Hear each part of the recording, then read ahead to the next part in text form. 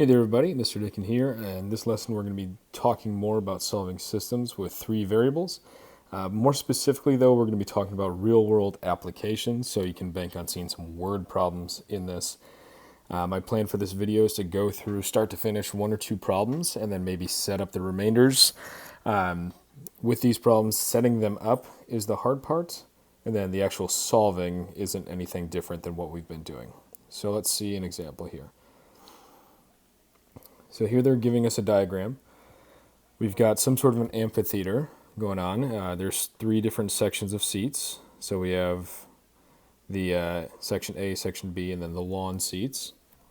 And then it's giving us some information over here. Seats closest are $30. Seats in the next section, so section B, would be $25. Lawn seats are $20. So all of this information they just gave me right here is talking about money. So chances are that's going to pair up with that $456,000 later on. Then it says there are twice as many seats in section B as in section A. So section B has twice as many seats as section A does, so that's going to be important. And then they're telling me when all 19,200 seats are sold, we have a given profit. So we know the total number of seats there, which again is going to come into play. And then lastly, it's asking us write and solve a system and then determine how many seats are in each section. All right. So you'll notice up here I've got three different colors of highlighting, and I kind of did that strategically. That's going to help me develop my three different equations. So the first equation is going to refer to money. For every seat in section A, every seat in section A was $30, so it'd be at 30A. Next section would be 25, so 25B. And then I'm just going to call lawn seats C to keep some sort of consistency here. Lawn seats would be 20, so plus 20C.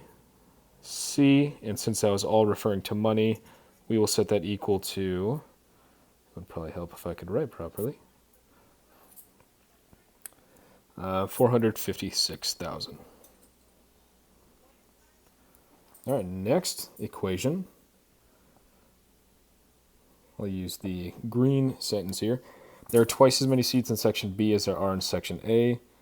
So B equals 2A. All right, and then my last bit of information. They told me the overall capacity of this place. So I could say A plus B plus C equals 19,200. All right, so now when we look at this, the hard part is done.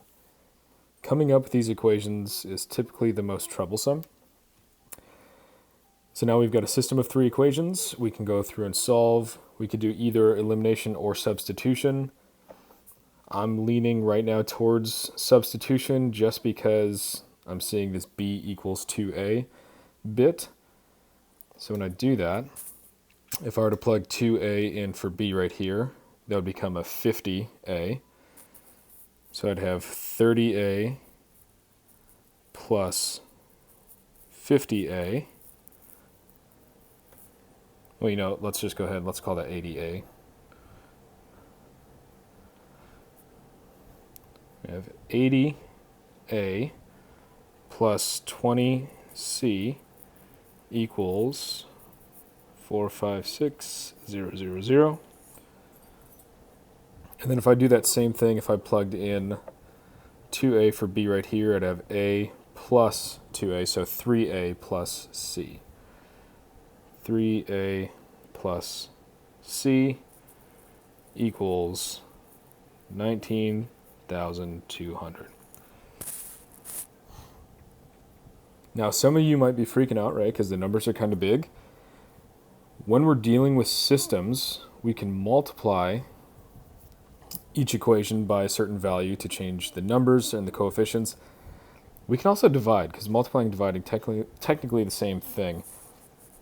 Just to make my numbers a little bit more user-friendly, I'm actually going to divide this top equation. I'm going to divide everything by 10, aka I'm multiplying by 1/10. So really all that does is it just shaves off a 0 from everybody. And now the numbers don't look so scary. All right, so now I'm leaning towards elimination. Right here, the C's could probably eliminate relatively easily if I multiplied this bottom equation by a -2. So the top equation will stay. 8a plus 2c equals 4, 5, 6, 0, 0, only 2 zeros now. And then we'd have -6a minus 2c. Remember, we're multiplying everything here in this equation by -2 equals, I'm using a calculator on this one, 19,200 times -2 be -38,400. I guess I could have done that in my head. Come on, commas. All right. Now we can eliminate. C's cancel. That's exactly what we wanted to happen. And we are left with 2a equals, let's see here, 45,600 minus 38,400 is 7,200. So then A is going to equal 3,600 seats, 3,600.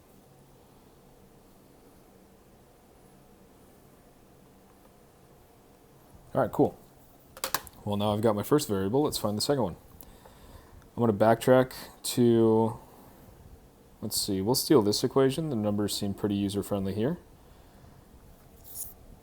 I've got 3a plus c equals 19,200. So 3 times 3,600. 3 times 3,600, what would that give me?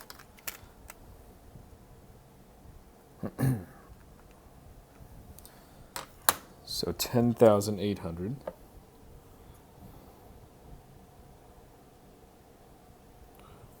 plus C equals 19,200.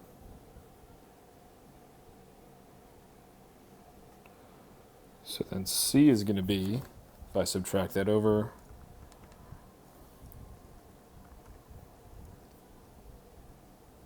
$8,400 seats. And then lastly, we've got to get B. Well, this equation right here is pretty straightforward. If A is 3,600, B is twice as big. So B is going to be 7,200. Now, just like before, we could plug all of these numbers back in for all three equations to see if they check out. All right. Ooh. I need to move some stuff over here.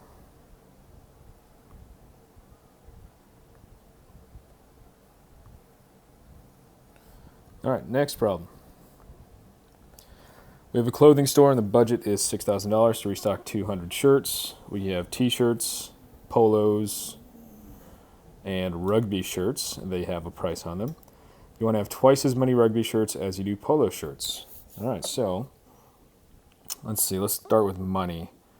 I have $6,000 total for t-shirts at 12, polo shirts at 24, and rugby shirts at 36. I'm going to use T, P, and R as my variables here. I've got a total of 200 shirts. And then I want twice as many rugby shirts as polo shirts. So if I have 5 polo shirts, I want 10 rugby shirts. So that's going to help me develop my 3 equations. First equation, talking about money. Oop. So we have $12 for t-shirts, 24 for polo shirts, and 36 for rugby shirts to equal 6,000. We're going to have a total of 200, so between our t-shirts, polo shirts, and rugby shirts, we need a total of 200. And we want twice as many rugby shirts as polo shirts, so R equals 2P. All right, well, this looks awfully similar to this system over here. So it shouldn't be too terrible to do some substitution. If I plug in r equals 2p right here and right here, let's see, if this was 2p, 36 times 2, that would be 72. So 24 plus 72, that's going to be 96. So I'm going to have 12t plus 96p equals 6,000. And then if I were to plug in 2p for r here, I'd have p plus 2p, that would be 3p.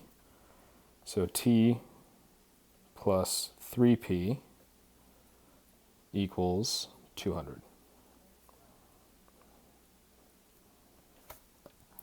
All right, so now we can do some elimination. I think I'll multiply this second equation here, probably by -12. That way the t's will cancel. And I don't think any of these numbers will be too terrible to do mentally. So the top equation, that gets to stay put. We don't need to change anything there. So I'm going to copy paste that.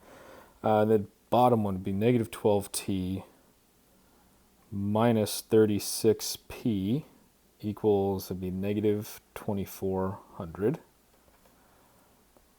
T's cancel. I'm getting 60p.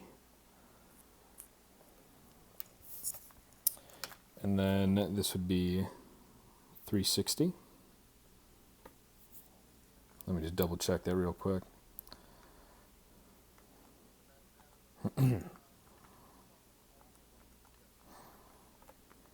Okay. Or no, 3,600, I'm sorry. Dividing both sides by 60.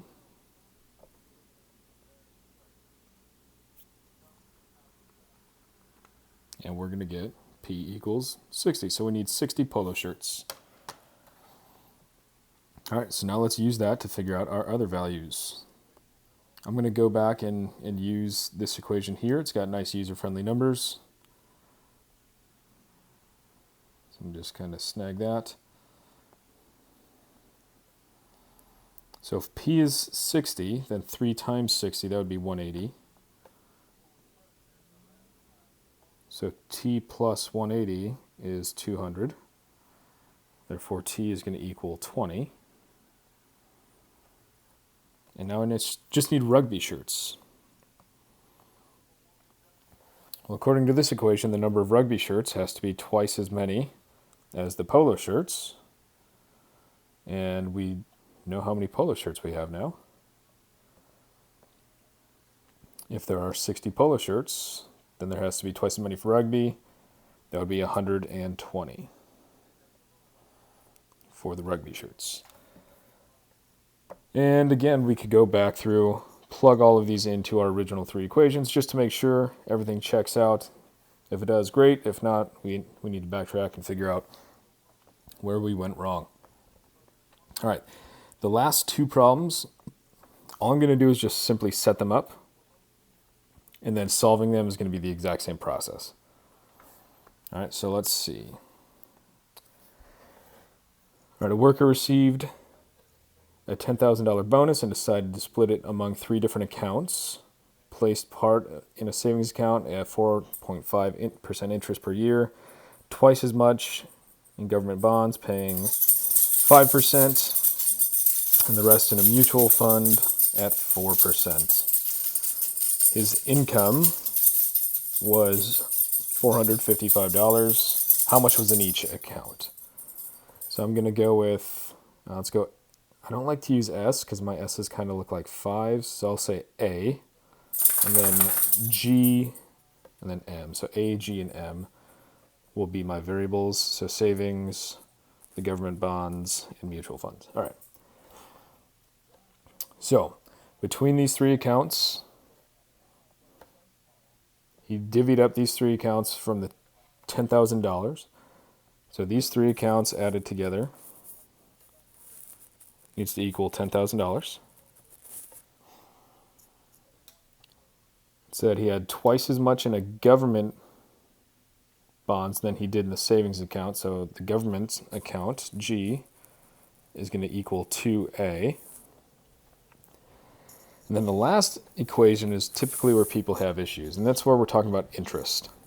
So he's getting 4.5% interest, so 4.5% of whatever money is in that savings account. But when we do this, we have to make sure that we're keeping track of the fact that these are decimals, so 0.045 in our savings account, 0.05 because these are percents in the government account, and then 0.04, 4% in the mutual fund, and that will equal 455. Now, if you don't really like the decimals here in this last equation, just go ahead and multiply the entire equation by 100, and that will scoot each decimal place over 2 spots. So instead of being 455, you'd have 45,500. And the numbers in the end will work out the exact same. All right, last one. All right, they're telling us we have a triangle, so 3 angles. Measure of angle Q is 3 times the measure of angle P. Angle R is 20 degrees more than, so plus the measure of angle P. Find the measure of each angle. All right, well, this one seems pretty straightforward. So the measure of angle Q is 3 times the measure of angle P. Easy.